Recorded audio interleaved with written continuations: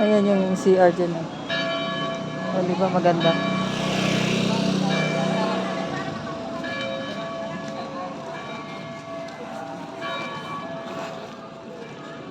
Ayan yung Campanaryo. Doon yung opisina. Ito yung pinakasimbahan. Ito naman yung covered court.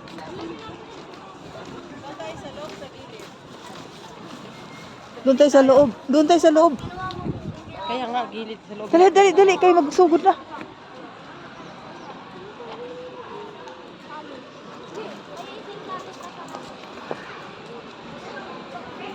Ito tayo sa loob, te.